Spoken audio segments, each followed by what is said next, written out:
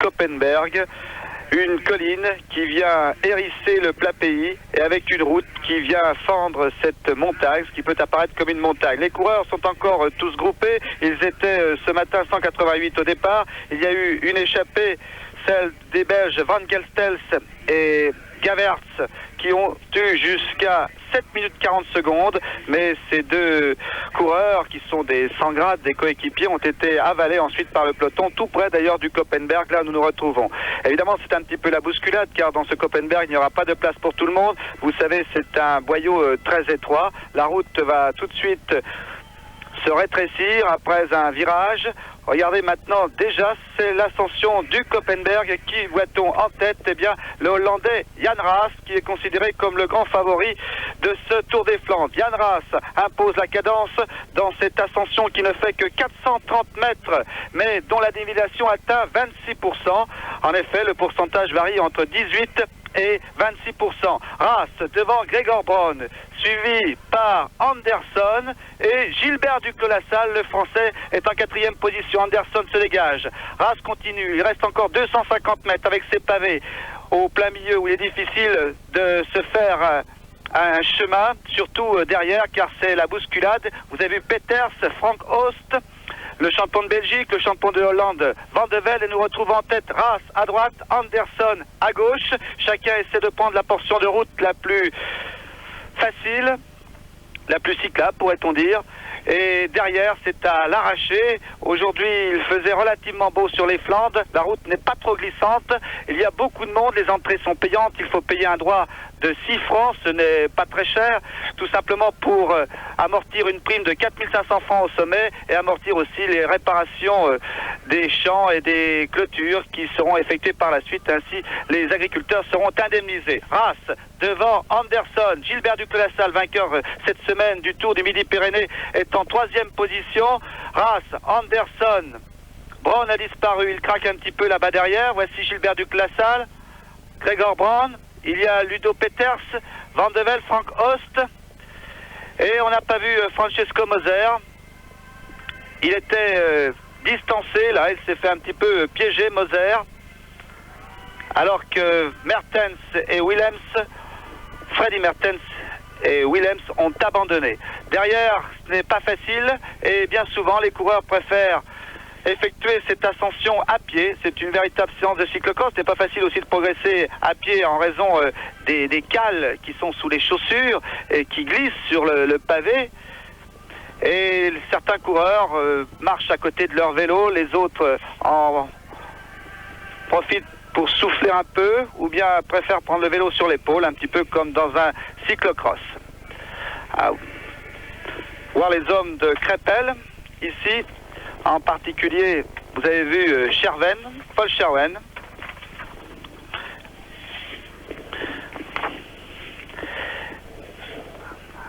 Pour cela, la course est quasiment terminée.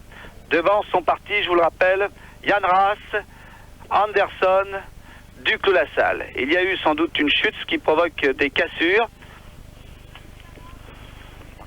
Il y en aura d'autres, des chutes. Et pourtant aujourd'hui, je vous le répète, voilà une chute de Perret et de Linard. Patrick Perret est au centre, le français. Les Français n'étaient que 8 au départ et en plus ils tombent. Autant dire que ce sera difficile d'entrevoir une victoire française dans ce Tour des Flandres où 2 Français seulement l'ont emporté, Louison Bobet en 55 et Jean Forestier en 56.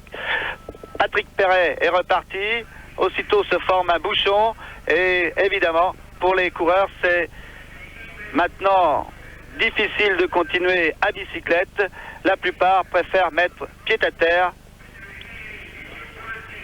Et pour eux, eh bien, on peut dire que ce Tour des Flandres est terminé. En tout cas, ils ne rejoindront jamais la tête. Regroupement en tête, précisément, où l'on trouve à la fois Gregor Braun, suivi Anderson, de Raas, de Gilbert Duclos-Lassalle, et tous les principaux, sauf, je l'ai dit, Mertens. Alors ici, c'est une nouvelle chute.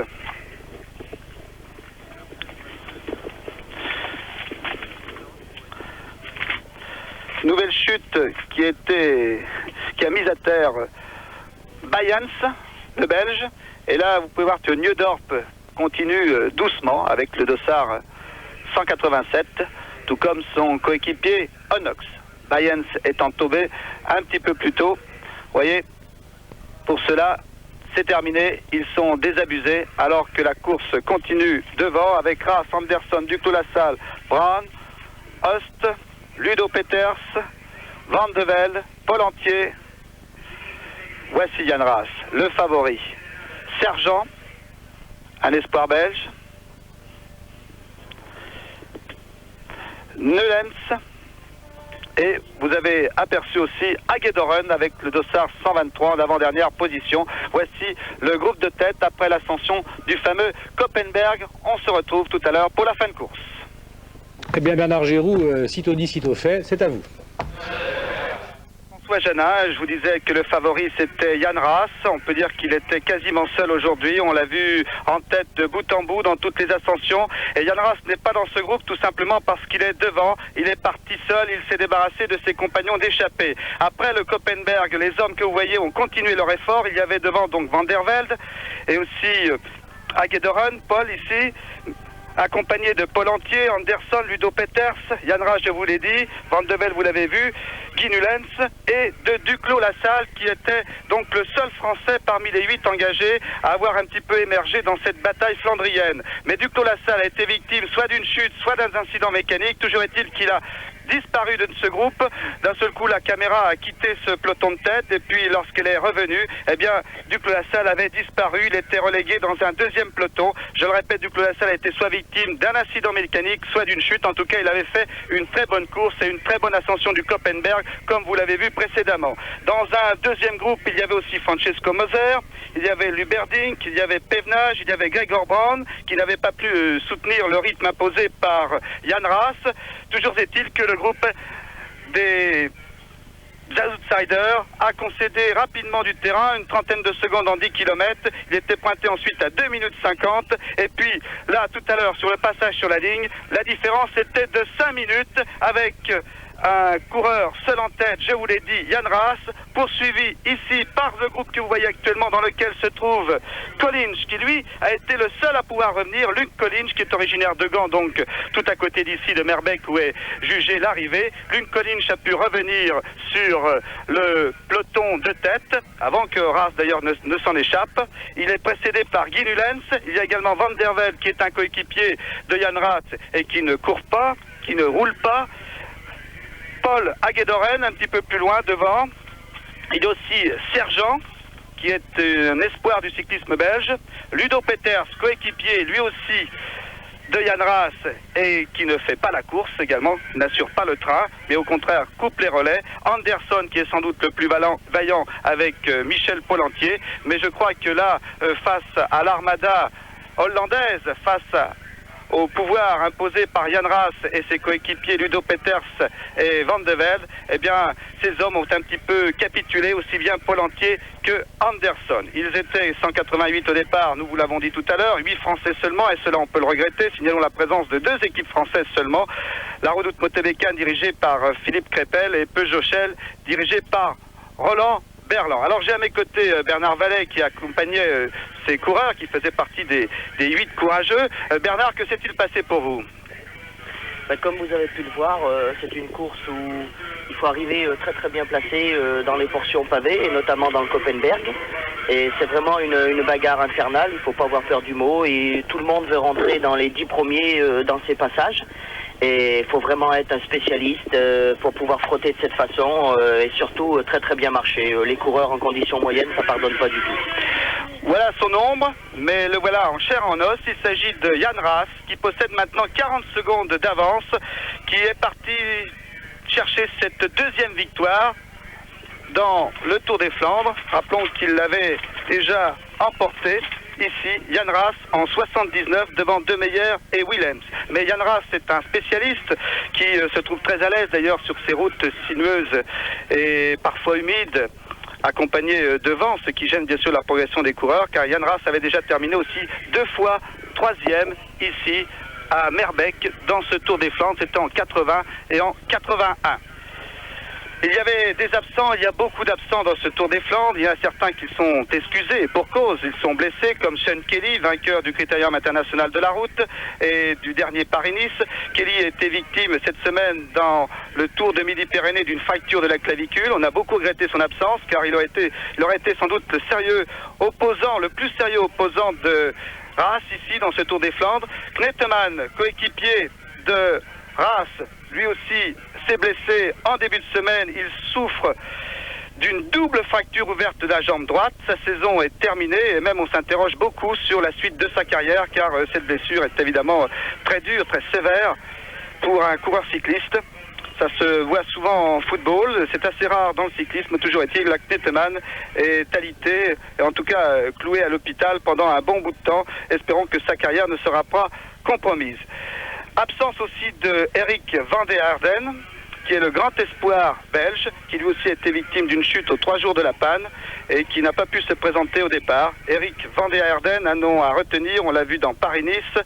Les Belges attendent toujours un successeur à Eddy Merckx. À chaque fois qu'un nom nouveau apparaît, ils croient découvrir le nouveau Merckx, peut-être van der Aerden. En tout cas, pour l'instant, il est blessé et il était absent. Absence aussi du dernier vainqueur, René Martens, qui lui aussi a été victime d'une chute. Et puis, certains n'étaient pas au départ. Vous le savez, il n'apprécie pas beaucoup le Koppenberg. Aujourd'hui, le Koppenberg était relativement praticable. En d'autres circonstances, quand il pleut, lorsque la route est glissante, cela est beaucoup plus difficile et cela risque de fausser la course. En tout cas, c'est l'avis et l'opinion de Bernard Hinault, absent, qui a pourtant remporté en fin de semaine une étape au Tour du Midi-Pyrénées. Il faut peut-être saluer ici le retour en forme de Bernard Hinault. En tout cas, on lui souhaite.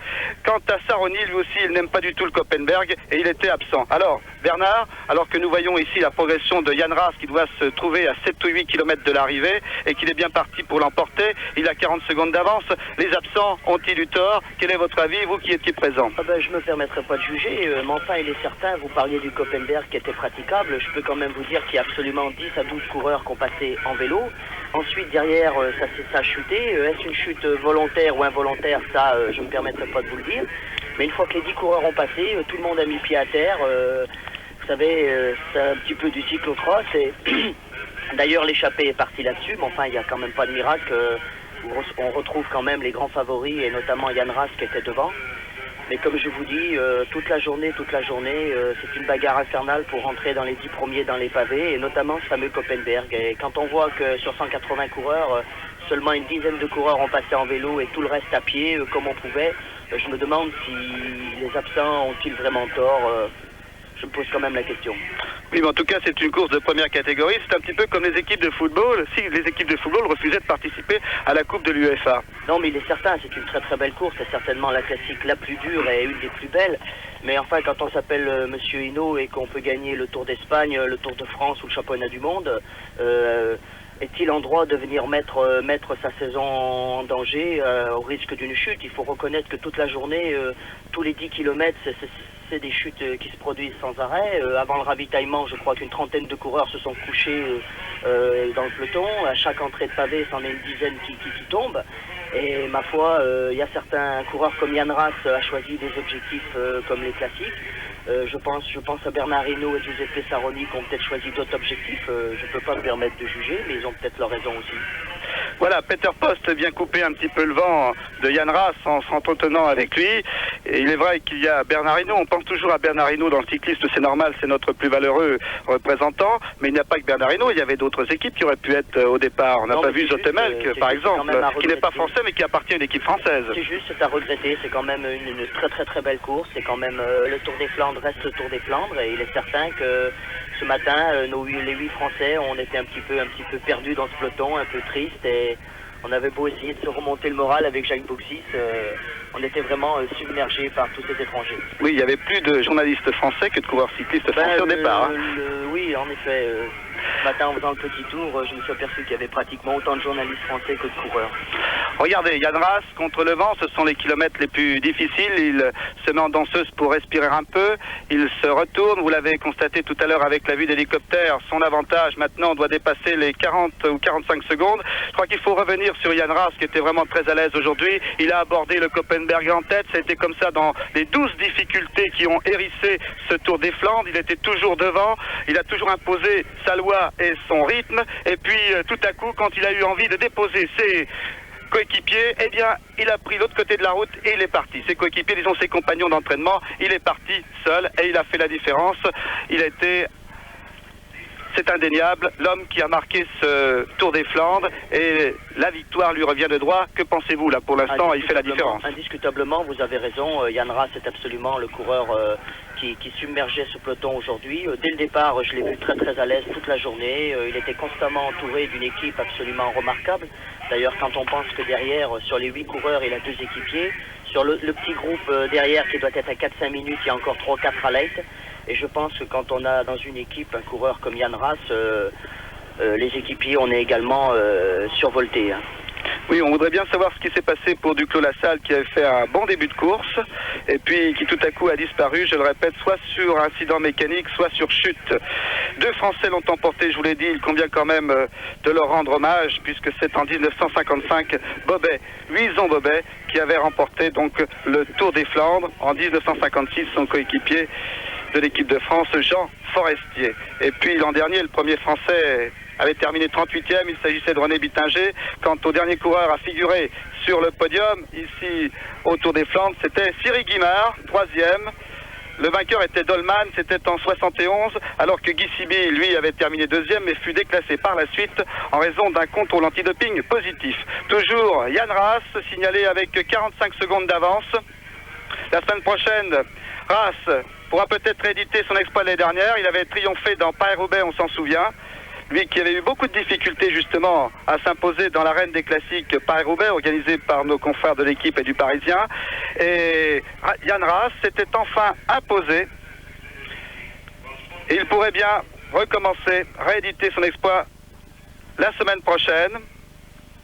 Alors que on peut être déçu aussi sur le comportement de Francesco Moser, qui était venu ici avec de grandes ambitions, mais qui s'est laissé enfermer. Oh, pourtant, Francesco faisait la course, puisque c'est lui-même dans le premier tronçon de pavé, il a été emmené par son équipe les 10 derniers kilomètres. Et le premier tronçon, il est rentré devant, et ensuite, je pense qu'il a disparu. Mais indiscutablement, il était un ton en dessous que Jan Raas qu'on est en train de voir. Oui, parce que longtemps, Moser, Brown, qui avait récupéré Duclos-Lassalle, ont plafonné à une trentaine de secondes derrière le groupe Raas, mais n'ont pas pu revenir, alors que apparemment cela n'était pas la grande bagarre. Hein.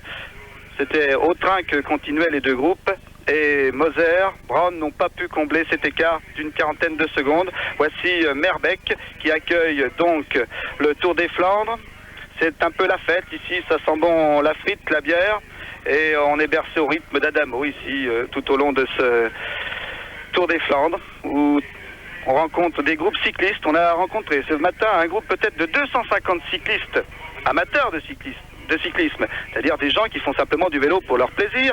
250 en groupe qui venaient regarder ce Tour des Flandres. Car il est facile d'ailleurs d'aller à un point à un autre, comme la route n'arrête pas de zigzaguer, de tourner à droite et à gauche, eh bien finalement on peut récupérer assez facilement les coureurs. Jan Raas, le Hollandais, qui va remporter dans quelques secondes, dans quelques minutes maintenant, sa 2e victoire ici dans le Tour des Flandres.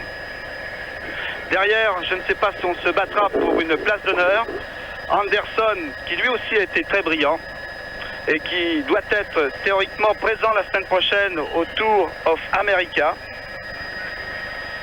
dont TF1 vous retransmettra à la fois certaines étapes, mais aussi Paris-Roubaix. Donc une journée cycliste complète la semaine prochaine sur TF1 avec Paris-Roubaix et le Tour of America. Anderson doit être présent, Bernard Hinault donnera le départ et il reviendra ensuite au vrai départ, là où il participera, c'est-à-dire à Paris-Roubaix. Jan Raas, dans les derniers hectomètres, nous allons donc, François Janin, assister à la victoire de Jan Raas. Il sera bon aussi d'assister au sprint pour la 2e place qui risque d'être assez spectaculaire. Il n'y aura sans doute qu'une différence de 45 secondes environ entre le vainqueur, le Hollandais Jan Raas, qui va triompher ici pour la 2e fois. Il était le grand favori, il a dominé de la tête et des épaules cette épreuve. La victoire lui revenait de droit. Certes, rien n'est écrit dans les choses du cyclisme et du sport, mais là, la logique a été respectée. Il se retourne une dernière fois, il n'y a personne au fond de la ligne droite. Raas qui, maintenant, savoure son bonheur et sa 2e victoire dans le Tour des Flandres. Il faisait partie du carré d'as, il avait aussi le joker dans sa poche et maintenant il est assuré d'un nouveau succès. Alors que nous attendons maintenant les coureurs pour la deuxième place, ils en sont dans l'avant-dernière ligne droite. Il y a là Anderson, Van de Velde, Ludo Peters, Polantier, Sergent, Aguedoren, Nulens et Collins. Mais là, deux coureurs semblent s'être légèrement détachés. Ludo Peters qui est dans le sillage de Sergent. Ludo Peters, Sergent. Coéquipier Ludo Peters de Jan Raas et qui évidemment se contente de suivre.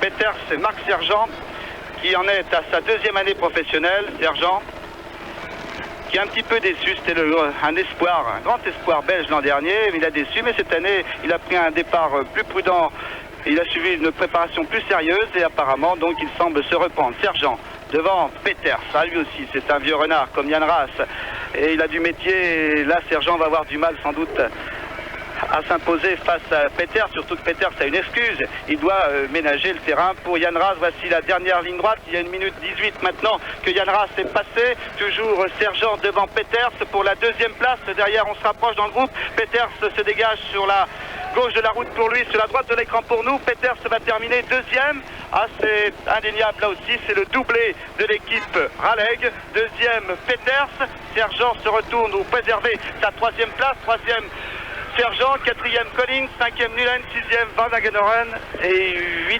septième Polantier, huitième Van der Velde, le neuvième étant Anderson. Voilà, succès et doublé de l'équipe hollandaise Tiraleg. Premier Jan Raas, deuxième Peters, troisième Sergent, Repassons tout à l'avant. Il ne reste plus que 4 hommes à 25 km de l'arrivée. Moser, Duclos-Lassalle, De Meyer et Nick Huppert. Et puis ici, Marc Madiot, qui au prix d'un bel effort, revient sur les 4. C'est un ancien vainqueur de Paris-Roubaix amateur. Bravo. On les retrouve ici avec Huppert, qui n'hésite pas à payer de sa personne. Moser, Duclos-Lassalle, Madiot et Ronan De Meyer. Ronan De Meyer qui n'a rien à voir avec le regretté Marc De Meyer et qui est un bon coureur de classique puisqu'il a déjà terminé 2 fois dans les 10 premiers de Paris-Roubaix. La course est loin d'être terminée, une précaution loin d'être inutile. S'alimenter dans une course dure comme Paris-Roubaix, la fringale ne pardonne jamais. Et puis il y a beaucoup de chutes, un autre secteur pavé. À l'avant, et Nick Huppert n'est pas épargné lui non plus. Bien entendu, les 4 ne l'attendent pas, mais tout seul, je dis bien tout seul, au prix d'un superbe effort, il revient s'intégrer au débat. C'est la première manifestation d'un grand Huppert. Le voici d'ailleurs qui s'intègre au groupe. Et dès lors, on pense qu'il peut payer cet effort, que cette poursuite va l'écarter de la victoire. Que diable! Au contraire, regardez bien. Huppert attaque une fois, puis 2 fois, la deuxième est la bonne. Et c'est aussi la deuxième manifestation d'un super Huppert. Qu'on se méfie, car le Hollandais n'en est pas à son premier coup du genre. Il a déjà gagné de cette façon le championnat du monde, le Tour des Flandres, le Tour de Lombardie, j'en passe. Un Huppert excellent dans les courses à étapes. Rappelez-vous, 2e d'un Tour de France derrière Thévenet. Et ça n'était pas hier pour ce coureur âgé de 34 ans. Qui est managé maintenant par Fred De Bruyne, lui-même vainqueur de Paris-Roubaix en 1957. Il est venu le conseiller. Mais Huppert, à la limite, n'a pas besoin de conseil. Et vous n'avez pas tout vu. Car Huppert choisit ses secteurs, hélas. Il n'a pas vu un nid de poule traîtreusement laissé là. Il déjante. La fin de ses espoirs, on le craint. Il appelle De Bruyne. Personne, ça ne vient pas. Allez. On lui redonne un vélo et il repart. Mais avec 300 mètres, 200 mètres peut-être seulement d'avance. Qu'importe. Duclos-Lassalle et Moser s'emploient à combler l'écart. Ils ne reverront plus Nick Huppert que la ligne d'arrivée franchie. Et c'est la 3e manifestation qui permet de dire que le Hollandais était le plus fort. Un Hollandais exemplaire dans son métier et un beau champion. Derrière le groupe des 4, De Meyer et Madiot sont écartés. L'explication au sprint. et Duclos résiste à la poussée de Moser. Gilbert est encore deuxième, Moser troisième, De Meyer quatrième et Madio cinquième. Une de plus pour Eni. Beau résumé en effet, Gilbert Duclos, la salle. Mais...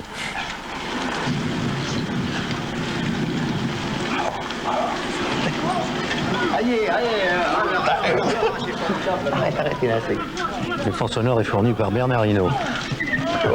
Voilà. Vous avez l'expression de... Mais lorsque le long serpent du Paris-Roubaix s'éloigne avec tous les rescapés de cette loterie boueuse, les premiers lâchés accusent le coup, comme Bossis, après que le public ait bien vite oublié qu'il y avait des lâchés, voilà Bossis, puis Seznec, suivi lui-même de Kerbrat, ou encore un peu plus tard, du Suédois Prim. Loin derrière encore, deux inconnus qui souffrent face au vent pour tenter de revenir ou du moins se donner l'illusion que tout n'est pas fini. Ces deux hommes, Patrick Devos en bleu ciel et Joseph Giesmans, c'est difficile à dire, tous deux Belges, vont alors connaître une longue et pénible solitude, comme Jean-Claude Bagot, un néo-professionnel. Et puis il paraît qu'on est déjà à 15 minutes alors. Qu'est-ce qui est le plus dangereux? Oh, les pavés.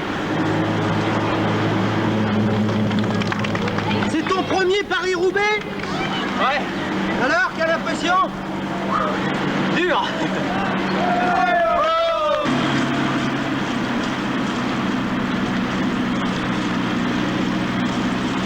Et lorsqu'on a bien souffert, il n'y a plus qu'une solution, bien évidemment, comme elle va le découvrir dans quelques instants. Après ces jolis plans sur les pavés, ce qui évoque évidemment, on ne peut mieux cette course. Donc lorsqu'on a bien souffert, il n'y a plus qu'une solution, la voiture balai et également une seule pensée. Bon, c'est une bonne douche parce qu'on est sale de toute façon et puis c'est la seule chose à laquelle on peut penser. Les meilleurs sont devant et puis pour à la ligne, on tire un trait.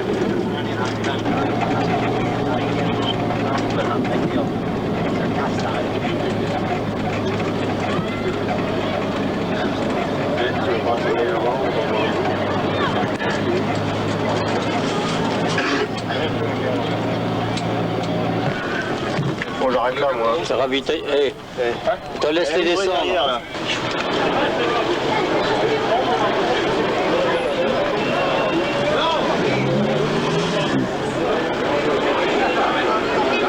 C'est incroyable, faut le voir, faut le faire pour... Et vous recommencerez la saison prochaine? Oui. J'ai fait un bout. Bon, là j'ai attaqué la portion pavée dans des mauvaises conditions parce que j'étais en queue et puis il y a eu une chute. Bon, l'année prochaine j'essaierai de faire mieux. Vous êtes un peu maso, non? Non, quand même.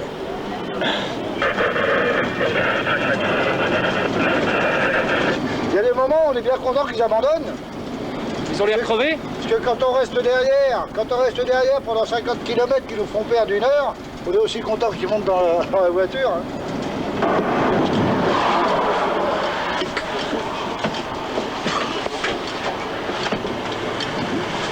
Et puis tout de même, voici le dernier coureur, le champion de France de cyclocross. C'est dire si la route était agréable. Le Martial Gaillan n'a pas abandonné, c'est déjà un exploit. Dernier, là, ça fait quelle impression?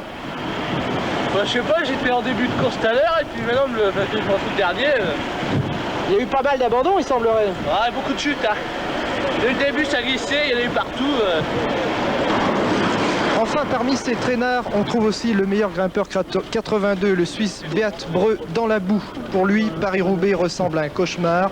Normal, c'est un cauchemar. Attention, il va peut-être abandonner. Attention, fais gaffe. Faites-toi arrêter. Il abandonne, oui. Difficile. Ah ouais, très. Ciao.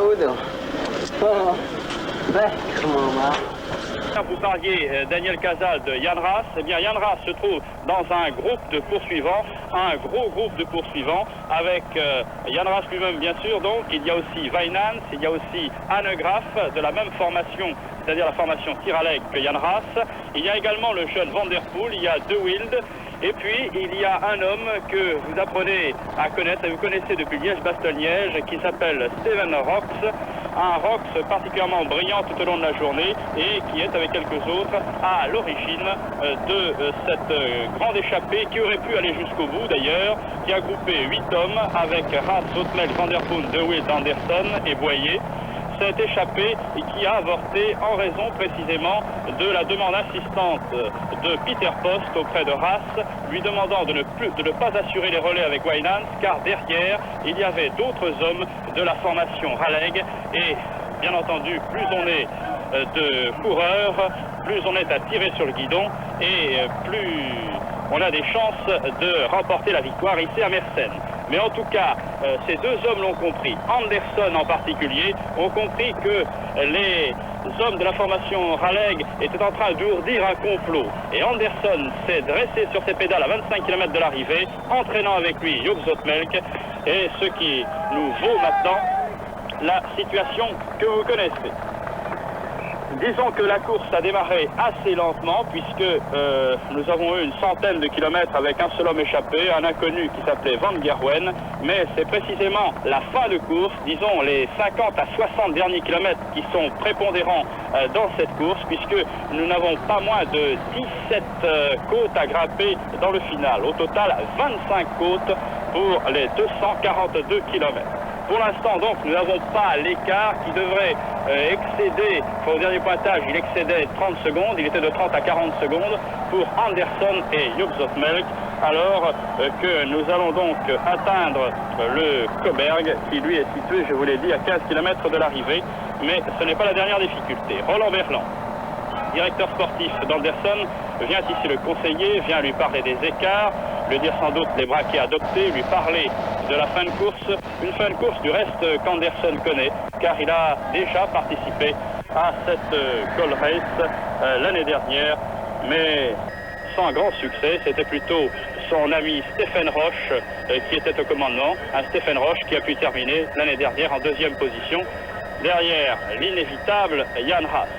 Jan Haas, qui à vouloir trop en faire, c'est peut-être aujourd'hui s'aborder, mais n'allons pas trop vite, car il n'y a que deux hommes en tête, l'écart est faible, et derrière, une puissante armada de Raleigh, et nous assistons un petit peu en ce moment à une lutte entre la formation Peugeot et la formation Raleigh, alors que Jean-Pierre Danguillaume vient ici à son tour conseiller son coureur. C'est toujours l'occasion en fin de course de passer, de discuter avec le coureur, de le protéger légèrement, de lui redonner un petit peu de courage. Ce sont des petites tactiques de fin de course. Et on discute tous les deux entre les deux hommes. On doit discuter certainement ou en français ou en anglais. Anderson est australien, parle l'anglais, un peu le français, il a fait des progrès. Zoutmelk en français n'en a pas fait tellement. Mais enfin, il sait quand même parler anglais. Et les deux hommes, de toute façon, se connaissent bien. C'est l'ancien et le nouveau, si j'ose dire.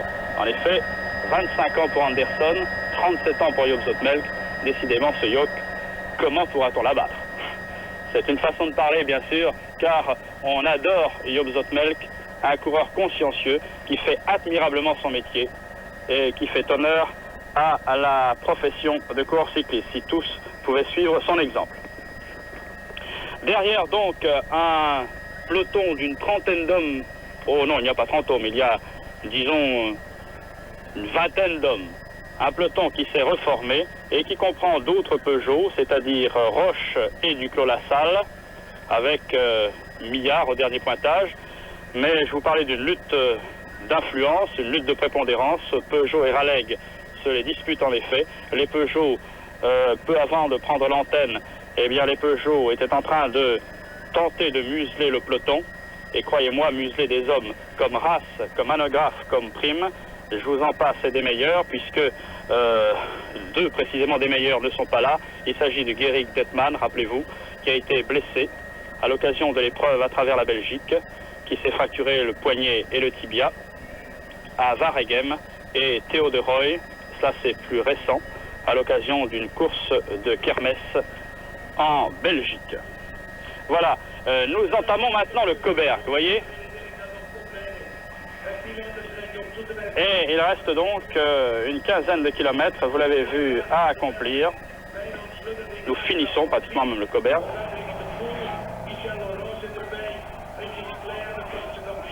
Le voici, ce Koberg. le finisson et nous l'entamons à la fois. Nous sommes, disons que nous avons encore 5 km à accomplir, même pas, non, 4 km avant de voir le sommet. Cette côte du Cauberg qui rappelle bien des souvenirs à ceux qui se passionnent pour ce sport cycliste, puisqu'en 1938 déjà, il y avait eu un championnat du monde gagné par l'Aigle Noir Kint. Qu'en 1948, et là les Français se souviennent davantage, puisque si le Belge Brick Scott avait remporté la victoire, en deuxième position se trouvait Apo Lazarides, et en troisième position Lucien Tesser, qui a eu le malheur de crever dans le dernier tour.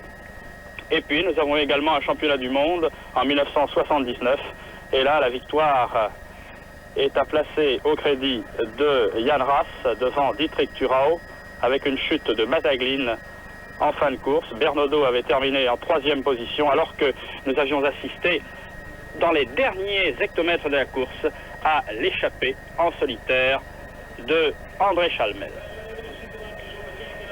Voilà donc pour ces souvenirs que le Cauberg nous rappelle chaque année à l'occasion de cette Gold Race, car nous en sommes à la 18e. Voici Steven Rocks qui emmène la poursuite. Alors, nous allons assister certainement ici à des écarts et des hommes vont se placer au commandement. Grâce à la moto 2, nous allons peut-être pouvoir les suivre. Voici donc Steven Rocks. Wijnands nous apparaît ensuite. Il me semble apercevoir aussi Adrie van der Poel. Et peut-être Stephen Roche derrière. Steven Rock qui se lance à la poursuite. Quel coureur ce Steven Rock. Il a un jus extraordinaire, comme on dit, en termes cyclistes. Et déjà pour gagner Liège, Bastogne-Liège va le faire. Voici Adrie donc Van der Poel, l'un des plus brillants dans ce final. Voici donc Wijnands. Et voici Gilbert Duclos-Lassalle. Gilbert Duclos-Lassalle qui a su se placer toujours au bon moment, qui a bien contrôlé les échappées aujourd'hui et qui voudrait accomplir un gros travail au bénéfice de son coéquipier Phil Anderson, qui lui mériterait la victoire, et Anderson, mieux quiconque, le sait.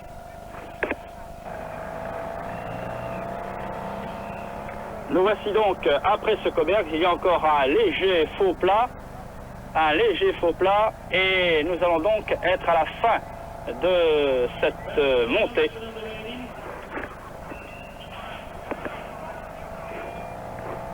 Anderson, oui, semble être parti, être tout seul. Il semble que Joop Zoetemelk soit devant, mais la moto mobile, la caméra mobile ne nous le montre pas. En tout cas, ce n'est pas, après ce Cauberg, la dernière difficulté, car nous avons ce qu'on appelle encore le Berg, qui veut dire la montagne, et qui est une dernière difficulté avant l'arrivée à Mersenne. Anderson donc tout seul. Anderson extraordinaire généralement dans les derniers kilomètres lui aussi. Rappelez-vous cette fameuse étape qu'il avait gagnée à l'occasion du Tour de France à Nancy, où il avait triomphé de Luberding. Et là, croyez-moi, la caméra s'est attardée un instant sur ses braquets. Il a mis la grosse mécanique. Donc 12 km à accomplir. Dans 4 km, on atteindra la dernière difficulté, c'est-à-dire le Berg. Et puis 9 km plus loin, ce sera l'arrivée ici à Mersenne. Une arrivée traditionnelle, puisque c'est tous les ans que nous arrivons à Mersenne et que le départ est donné à Erlen. Erlen qui rappellera aussi bien des souvenirs à certains, puisque c'est là qu'Eddy Merckx avait gagné le championnat du monde devant Janssen et l'Espagnol Ramon Saez. J'espère que la caméra, et non pas essentiellement la caméra hélicoptère, va nous montrer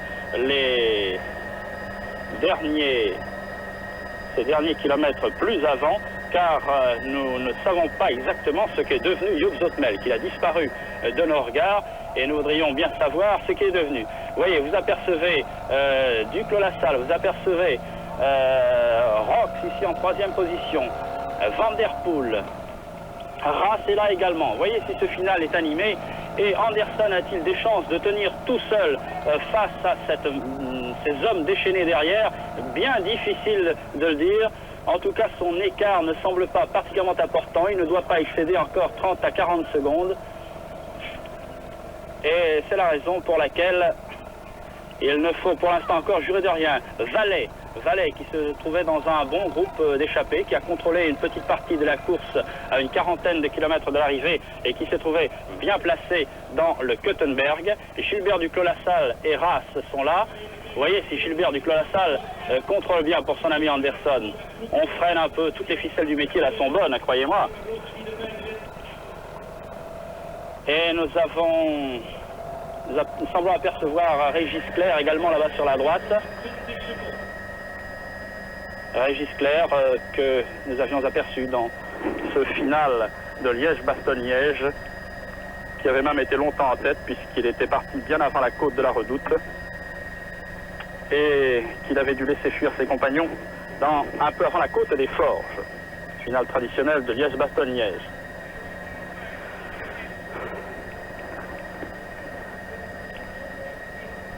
Aujourd'hui, si un Australien l'emportait, eh bien ce serait la première fois qu'un Australien placerait son nom au palmarès, puisque généralement et traditionnellement cette course appartient aux Hollandais.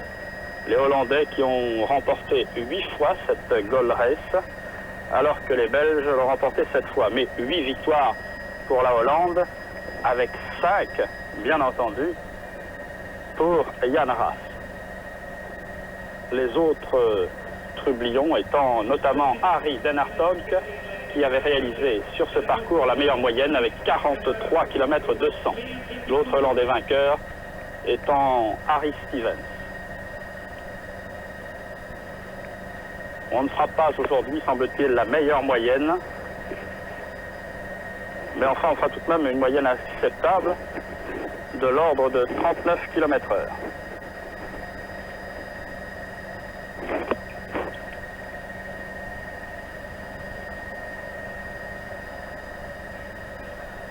Régis Clerc tente de sortir lui aussi du groupe de poursuivants, un groupe de poursuivants qui semble s'être reformé. Régis Clerc qui ne veut pas commettre l'erreur accomplie dans Liège-Bastogne-Liège, c'est-à-dire de partir bien trop tôt. Il était parti en compagnie de Willman, Josten Willman, et qui a payé ensuite ses efforts en fin de course. Ah, nous y voici, Anne Graaf ici, l'ancien champion de Hollande, avec Régis Clerc, dont je vous parlais il y a un instant.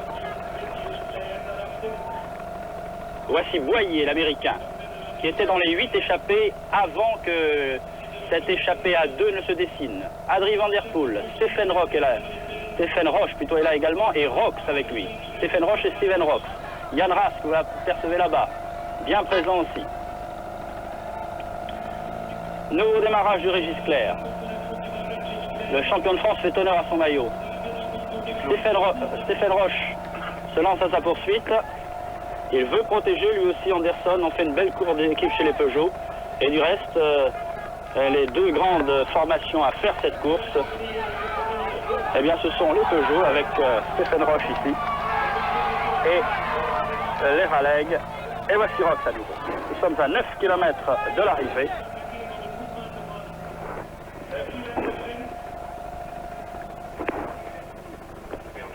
Et voici donc Luberding, Van Der Poel, Boyer.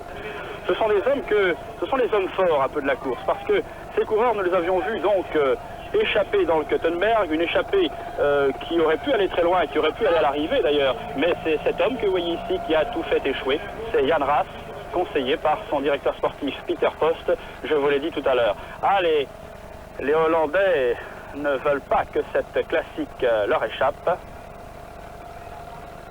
Je dis bien classique, et en disant classique, il faut dire surtout classique hollandaise, et là je m'échappe un peu des canons, des sacro-saints canons du Desgranges Colombo, puisque le Desgranges Colombo, vous le saviez auparavant, était ce qui est aujourd'hui le Super Prestige, c'est-à-dire qu'avec comprenant un certain nombre de classiques, mais bien entendu, au moment du Desgranges Colombo, la Gold Race n'existait pas encore. Enfin, en tout cas, parlons de la seule classique hollandaise du calendrier. Nous sommes donc dans les 7 ou 8 derniers kilomètres du parcours et nous n'avons plus beaucoup de nouvelles d'Anderson. Si la caméra 1 pouvait nous le montrer plutôt là-bas, seul à l'avant. nous aurions peut-être un point plus précis de la course. Et nous ne savons toujours pas ce qu'est devenu Joop Zoetemelk. Nous ne l'avons pas vu, les caméras ne nous l'ont pas montré. Alors Joop Zoetemelk derrière, rejoint par un peloton, s'est-il arrêté? Que s'est-il passé? Mystère. Et il y a aussi de ces mystères dans la course, ce sont les mystères de la caméra. En tout cas, Anderson tout seul devant. Un Australien qui en est à sa 3e saison de professionnel.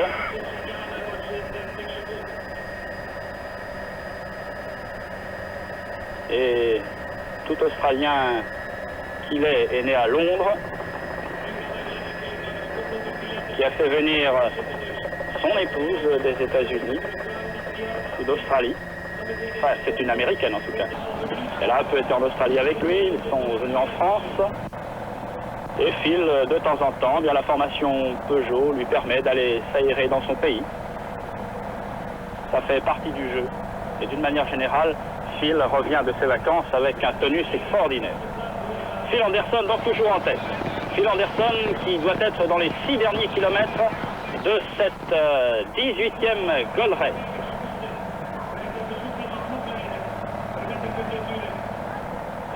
Alors Roland Berland est à nouveau venu le conseiller.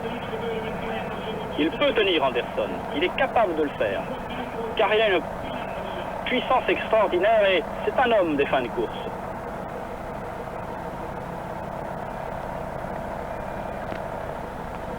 Et puis du reste, il ne déparerait pas au palmarès de la Gold Race et à 25 ans maintenant, eh bien, il prend nettement conscience, encore plus nettement conscience de ses possibilités. Oh, vous me direz qu'il n'a jamais eu peur sur son vélo. Non, il est toujours allé de l'avant. Mais quand on prend quelques années supplémentaires, on connaît mieux la course. On a un sens plus précis. Et croyez-moi, pour démarrer face à cette équipe de Raleigh qui montrait les dents, il fallait être bigrement costaud dans cette Gold Race. Voilà, on peut peut-être juger de l'écart, mais ça n'est pas facile. Oh, il y a bien quand même 40 secondes d'écart, 30 secondes en tout cas, sur ce groupe que vous apercevez là, sur la droite de votre écran, et qui est composé des meilleurs, avec Gilbert Duclos-Lassalle, avec Léo Van Vliet, avec l'homme aux cheveux dans le vent, Henk Luberding. Voilà, Jan Raas et Ad Wijnand sont discutés. Jan Raas pensait surtout que dans cette échappée avec Valais, tiens, détaillons-les. Voici Valais, vous avez aperçu peut-être Stéphane Roche là-bas, on revoit à nouveau Raas. Michel Laurent, tiens, apparaît là-bas, dans le fond. Michel Laurent dans le groupe poursuivant. Et un autre avec les cheveux au vent, c'est Skipper. Skipper qui a changé de formation et qui porte donc de nouvelles couleurs. Oui, je disais donc tout à l'heure que Jan Raas aurait voulu que cette échappée du Kuttenberg puisse aller jusqu'au bout, mais il a obéi aux ordres de Peter Post. Il aurait bien voulu que ça aille jusqu'au bout, tout simplement parce qu'il y avait Wijnand dans l'échappée. Wijnand, c'est un coureur très rapide au sprint. On l'a vu au Tour de France, remporter des étapes à Aulnay-sous-Bois, Nantes, à l'arrivée aux Champs-Élysées, etc. Mais il y avait beaucoup d'individualité dans ce groupe de poursuivants et peut-être que Peter Post a pensé que ça pouvait être dangereux. Mais en tout cas, de laisser partir Anderson aussi, et Zoetemelk, qui a fait une belle course, c'était également périlleux. Voilà, 5 km de l'arrivée. 5 km de l'arrivée. Les coureurs ont 2 minutes d'avance sur l'horaire prévu, je le dis pour notre régie, qui pourrait s'impatienter, car nous sommes une télévision qui rendons l'antenne à l'heure. Et toujours donc Anderson seul en tête à 5 km de l'arrivée.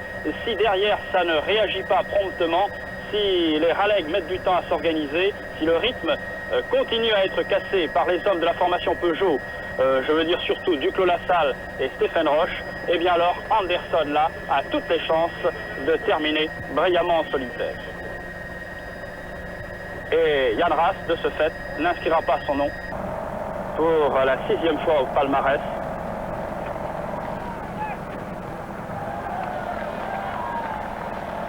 Voilà, il est entre Maastricht et Rotem, c'est-à-dire que pratiquement dans les faubourgs de Mersenne.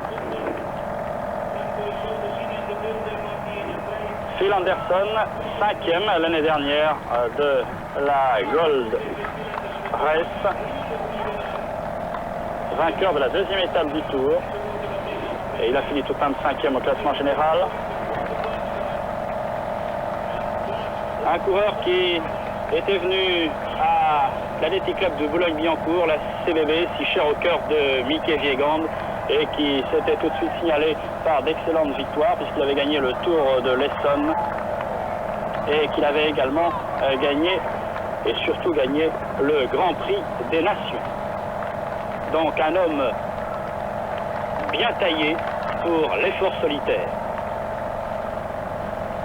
Voilà, et là, il peut entrevoir, il entrevoit même la victoire, là, car nous avons une série de petites rues pour arriver à Mersenne, et ces petites rues, eh bien, sont toujours favorables à un homme seul. Bien entendu, s'il s'était agi de longues lignes droites, on aurait pu craindre pour Anderson. Et là, regardez un peu les hommes de la formation Peugeot. Roland Berland est en train de lui dire, ça y est, c'est bon, ne te retourne pas. Et eux-mêmes, c'est eux-mêmes qui se retournent sans arrêt. Berland et son mécanicien. Mais il pourra dire également, Phil Anderson, merci. Merci à Duclos-Lassalle, surtout. Merci aussi à Roche pour avoir brisé le rythme de la formation Raleigh.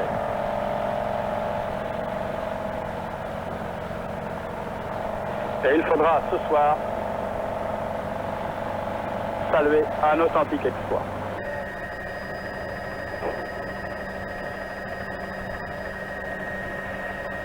Il a gagné des étapes un peu partout, Phil Anderson, avant de venir ici dans cette Gold Race. Il a gagné des étapes à Paris-Nice en passé, il a même gagné le Tour de l'Aude, il a gagné des étapes donc au Tour de France, il a gagné au Tour de Corse, à l'Étoile des Espoirs et j'en passe.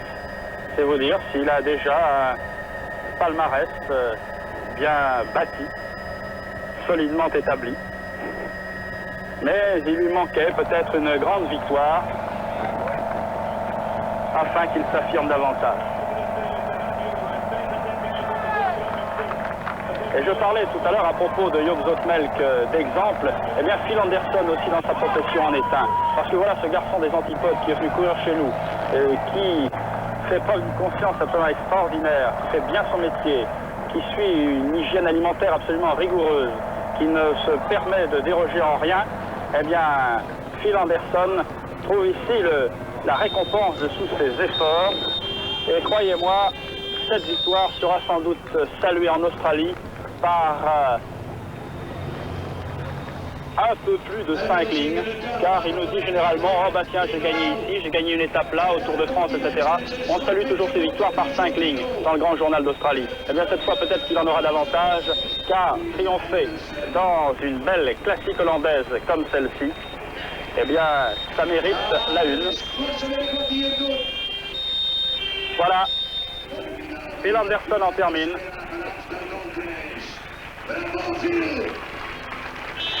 Bravo Phil Anderson, parti peu avant le Coberg, avec Skipper qui anime la poursuite ici.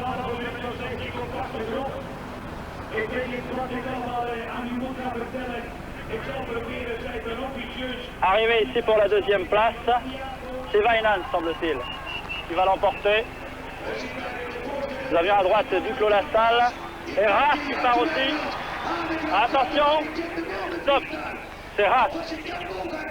Raas Weinand.